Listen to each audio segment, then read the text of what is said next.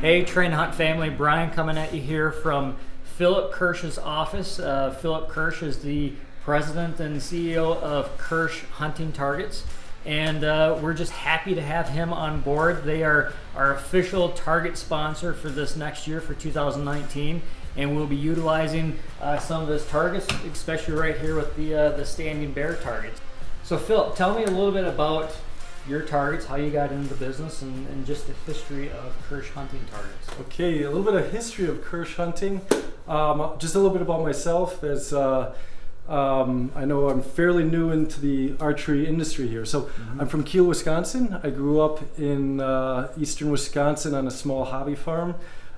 We had chickens, pigs, horses, cows, that type of environment. Learn how to work hard and take care of the animals and learn how they take care of us. And so I grew up there. Then I went on to school at University of Wisconsin Parkside, graduated with a business degree there, and finished my 16 years of wrestling there. So that was a strong part of my life. Nice. From there I went on to work in some different sales, marketing, and product management type roles for the next several years, and I eventually worked myself up to a general manager of a manufacturing company, and did that for a few years. And then about a year ago I took the opportunity to launch Kirsch Hunting and start doing archery very seriously. So then with Kirsch Hunting, so that you said that's only a couple years old, or when was it? Okay. So a couple years back I was at the ATA show, the Archery Trade Association show, looking for new products for a associate dealer in the area. Sure. Right? And I'm walking around this show, and literally from like 100 yards away I saw this small little booth of targets. And I'm like, geez, those are some gorgeous targets. Yeah. So I went there to check them out, and the company was called Leitold, right? Okay. And two people were working it. They were clearly not locals to the U.S. here. They're from Austria. Yeah. Right. Okay. And so I learned more about the company. So the company Leitold was founded by a gentleman by the name Gerhard Leitold.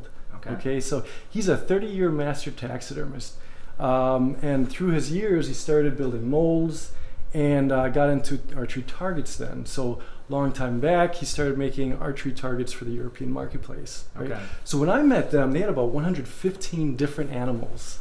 Over about 115 at that point in time, and that was 2 years ago.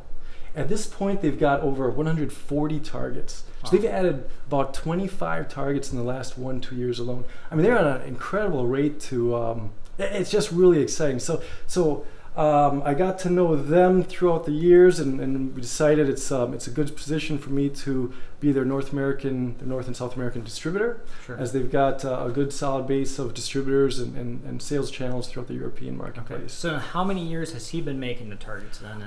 Good question. Somewhere between 10 and 15 years. Sure. So they're well established. Yeah, very well. Yeah. So these are produced in Austria, right? And are they hand painted, or are they? Great question. Great question. So these are all designed. Gerhard Leitold is still doing every single design. Okay. And so he's doing the design. Gerhard Leitold Jr. is head of engineering and production. Okay. So he's running the plant there. They've got a great team of people. They've got another guy by the name of Max, right? Max does all the painting for every single target, because these are all hand painted, right? Wow. Okay. And so Max by trade is a tattoo artist. They got a tattoo artist. That's awesome. Painting every single target. I mean, to me, it's like, what a great fit, right? I mean, they got the right guy who pays attention to detail, and he loves the art of it to create, a lifelike target. So I suppose no two targets are the same. Never. Because even just looking at these two, they're the same target, but as you can see, the chest is much. Yeah, a little bit more white going a little lower. Here he cut it right there. He's got white on it. He's got brown on it. It's a black target. They're able to put a lot of different color into the targets.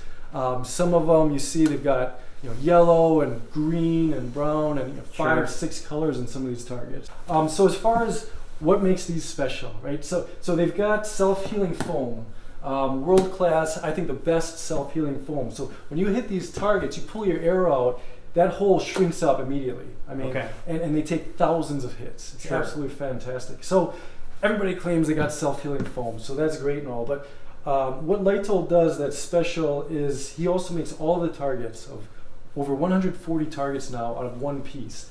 except for 3 targets, and I can show you a grizzly in a moment, and we've got a crocodile and a ostrich. They're so big, they are 2 pieces. But otherwise, they're going for best looks, right? Sure. It's more realistic if the deer is 1 piece, when the butt's not falling off, the head's not falling off. You don't have these extra creases. It's not a different color in the front versus the back. Yeah. It's the best looking. So everybody claims great self-healing foam. You're gonna get the best here. Yeah. Because I've been to some shoots where it's like I don't know what the Greek animals are sometimes, but it looks like you have a different front and a different back, and they don't belong together, or they're 2 completely separate colors. It's not realistic. Yeah. And to me, that takes some of the fun out of it. I mean, part of why I got into hunting first, and that brought me into archery, and then I got obsessed with archery, like so many people. And so the more realistic they are, the more enjoyable that instinctive passion to take that shot, and it feels great when it's such a good shot, but it has to be realistic looking. Yeah. I mean, if your mind doesn't see that it's a real looking animal, it's just not the same. Sure. And that's what makes these extra special and stand out. From the day I saw them at the trade show from far away, and thought, wow, that gorilla is amazing. Yeah, right. To that's what everybody comes up to me and says. That is great looking. I want that, and that. Yeah. So you bring up a very good point, because we have competitors in Train to Hunt that travel the world hunting different species. Yeah. So I would imagine then you would almost have an animal that's, no matter where they're going or what they're hunting, that they would be able to purchase, take home, and practice on that animal what they're going to be hunting, because they might be spending a very large amount of money, okay, and here they're just shooting a regular blocker foam target. They're not really practicing on the exact animal that they're going to be hunting on. So when I met Leitold, they had 115 targets, which mostly consisted of African, European, and Asian targets, right? Big selection, you're absolutely right. Since then, those additional 25 were largely North American. Whitetail, a couple different elk, turkey, Canadian geese, and so on. But to your point, I get guys coming on. There's recently a friend of mine who's a taxidermist here in southern Wisconsin. He's got an upcoming trip to Africa, and he came in and bought our hyena. He goes, I probably won't shoot a hyena, but I want to get my mindset in Africa. I want to be thinking Africa, and so I'm going to be drilling this hyena before I go. So even though he may not shoot it brings him in the moment and in the feeling of Africa, and that's what it's about. And so you can have a whole herd of African animals through us. Mm-hmm. Good. Springbuck, warthog, whatnot. So then tell me a little bit more, and this is where maybe we could veer off to the deer a little bit, is that what I found, at least shooting at the last year at the event, is that your vitals, especially on the deer, are a little bit more forward than a Reinhardt. I don't mean to keep bringing them up, but than the targets that most people... They're the leader right now. Yeah, they're the leader. But on a lot of those targets, on your competitors' targets, the kill zone is what I feel is further back than what it is in reality. Yeah. Whereas the heart on a deer is really right behind the shoulder blade. Mm-hmm. And I feel like yours are placed more in that area, even though people are used to shooting them further back on other 3D targets. Yeah, that's true. And me getting into this coming from the hunting side, that was very important. And we get a lot of compliments like, wow, your heart shot is anatomically correct. This is awesome, because I'm going to use it to prep for hunting. Mm-hmm. And so we do get a lot of comments about that, because you're right.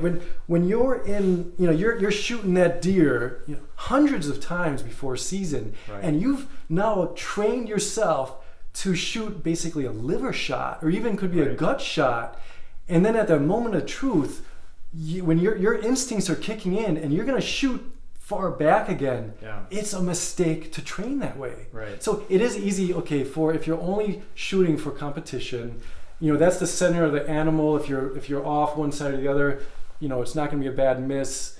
But if you're training for hunting, to do it anatomically correct is the way to go, and that's what we're about. So you're gonna train yourself to instinctively shoot in the right position if you're going for the bullseye with us. Correct. And I think that is the benefit of having a one-piece animal Whereas maybe some people would look at it as a con, is that you don't have that disposable insert to replace, but that allows you guys to put the kill zone, the heart, where it should be, instead of where it's easy enough to take an insert in and out, especially on a deer. Yeah, that's true. That's true. And we've just launched a turkey with a removable insert, but essentially, what we're doing is it has to be a good hunting practice target and be able to be one piece. No rods in there, nothing to hit. It's about the experience and not making it easiest to maybe produce. Well, I think you hit a very good point there, is the rods that are inside the animals, because I know of just about everybody that shoots enough 3D, at one point or another, they're going to hit a rod, and there goes, nowadays $20, maybe $30 for an arrow and a tip and an insert. It's all gone. And with these, with being rodless, I mean, there's no worry of damaging an arrow. Yeah, and I can show you some other targets here if you want to take a little walk. As you were mentioning here over the deer, it's where it's supposed to be. You're not gonna train yourself to end up with a liver shot there. Right. You're gonna go for a hard shot practicing on this. Instinctively, you're gonna go for a hard shot if you practiced on this. Because in real life, on a deer, if it's standing completely broadside with his legs straight down, his shoulder blade is going to be protecting his heart. Mm-hmm. So if his leg was forward, then yes, then it would seem as though it would be open. Right spot. Yeah. Heart, lungs. I mean, you do see it's not center of the body. Exactly that. It's where it should be. Right. And so what we were talking about is what's inside of these. This is our 7-foot 2-inch grizzly bear that was used in the Pope and Young shoot. This thing got shot everywhere. People were testing the heck out of it, but there is no rods in there supporting him. It's foam from nose to tail. Wow. Only in the very bottom where he gets mounted, or let's say there's pull holes for him. Is there some metal down there? But this also shows you how it heals up after being shot. This guy was shot hundreds and hundreds of times from in his face, in his arms, in his legs, in his groin. Yeah. But we got a lot. I'll just say we got a lot of sales out of this because people are like, "That is awesome." I mean, it heals up instantly. Yeah. I mean, it may leave a mark. Yeah. But there's definitely. It doesn't even look like an arrow went into it. It just looks like he's got the chicken pox. Yeah. And if after you've done hundreds or thousands of shots, it's easy just to paint over this. That's what people do. Sure. To touch it up, you paint it up, and it's like new then.